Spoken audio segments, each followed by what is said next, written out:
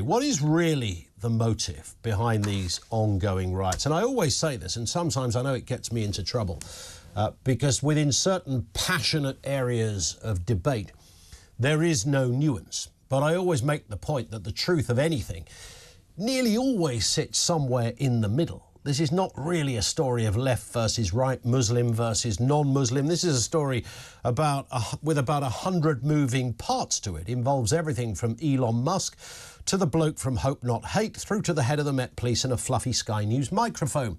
The world has lost its mind. If this was 5 days ago, I'd have been making a distinction right now.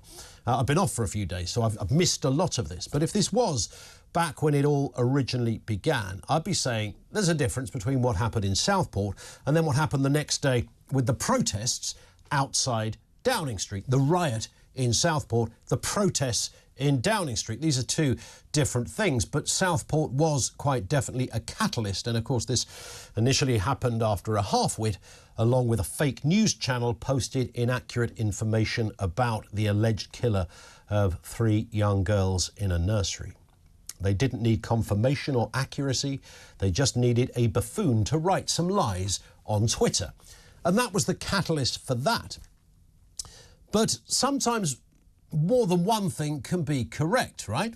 And that's what's going on here. Are there a disproportionate amount of extremists taking part in acts of racist and rioting behaviour? I think anyone with a brain knows the answer is yes. I don't for one second think these people are intellectually engaged with any kind of real debate of any nature. They don't read the Telegraph or the Daily Mail. They've probably never heard of Suella Braverman, and they wouldn't be able to cite much accuracy when it comes to details about the immigration debate. That is true. We all know that. You don't have to look at many images of those involved at the thick end of the rioting to see what is going on, the shocking and the incredibly dangerous behaviour. What is also true is that this country has a massive problem when it comes not just to immigration, but integration, which I think is quite key to this. But these are not the people who will make such a distinction. The people we've seen in Southport, Plymouth, Belfast, Middlesbrough, Aldershot, Manchester, Blackpool, are not taking part in a protest. We all know this. They're taking part in some kind of riot and a drop of looting for good measure. I mean, if you really want to show your true anger, nick some sausage rolls from Greggs, right? I mean, that's the way you do it. What legitimate concern could there ever be to set fire to something like a hotel with people inside it? I mean, come on. As the bereaved people of Southport pointed out, they had to clear up the mess and rebuild walls. They said these people do not represent us. That's all you need to know, right? They don't represent us. We were at a vigil 3 streets away. They were having a scrap. They don't represent us, they said. The initial rioters claimed they were outraged and angered at the murderous behaviour of a Muslim asylum seeker killing innocent children. And when it was pointed out rather quickly that there was no Muslim asylum seeker, the faux outrage continued and compounded. And then I presume they looked for new reasons, including setting fire to a hotel, which in all probability contained some innocent children. You get how stupid this is. How do you square that circle? Does anyone honestly feel these people, those people, represent you? They don't represent me. Seriously?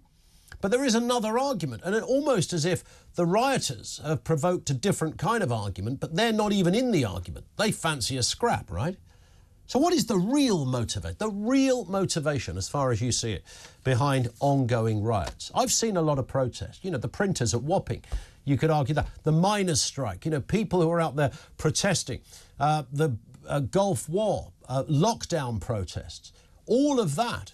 I've also seen, by the way, if you want to see what action looks like, when a march or a gathering, whatever you want to call it, and there's been 2 of these, was organised, people saying we want our country back, peaceful amalgamation of people.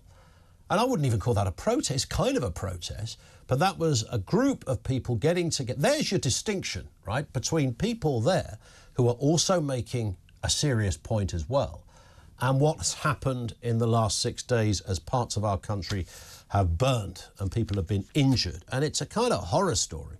And there are more than one group involved in this now. Initially, we know what happened. But what is the real motive behind those ongoing? I don't think there really is one. Does that sound like a bit of a cop-out now? 0344 499 1000. You wouldn't show pictures to your kids of those rioters and say to your kids, be like that, do some of that. You wouldn't want your daughter to come home with any of those characters, right? I think they're the sort of question. If you ask yourself those questions, then you sort of begin to get an answer. I don't think they really represent anyone.